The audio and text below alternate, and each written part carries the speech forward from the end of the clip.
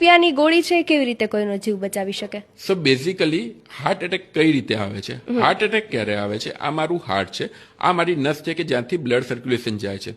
Suddenly મારા નસની અંદર કોઈ બ્લોકેજ આવી ગયો, કોઈ ગઠ્ઠો આવી ગયો, ત્યારે મારો હાર્ટ એના બ્લડ મળતું નથી અને તડફડિયા મારવા માંડે છે. એ ટાઈમે જો એ ગઠ્ઠાને આપણે ઓગાળી શકીએ તો તરત ઘણી વખત હાર્ટનું બ્લડ સર્ક્યુલેશન રિસ્ટોર થતું હોય છે અને હાર્ટ એટેકથી બચાતા હોય છે. હવે હું જે દવાની વાત કરી રહ્યો છું એ દવાનું નામ છે ડિસ્પિરિન ટેબ્લેટ. ડિસ્પિરિન 325 મિલીગ્રામ વાળી ટેબ્લેટ, જે 10 રૂપિયામાં 8, 1 રૂપિયા કરતાં બી ઓછી સસ્તી છે, એ બજારમાં મળે છે.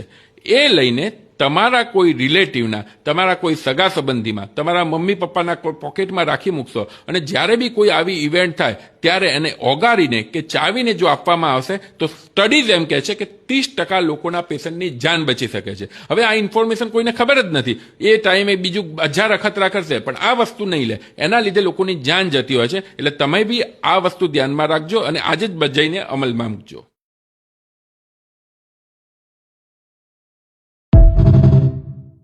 રૂપિયાની ગોળી છે કેવી રીતે કોઈનો